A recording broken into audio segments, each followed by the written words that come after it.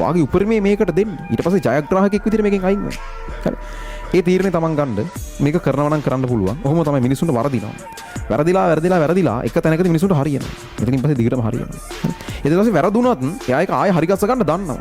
එයාගේ ලයිෆ් එක හරි ස්ථාවරයි. හරි. එහෙම කරගන්න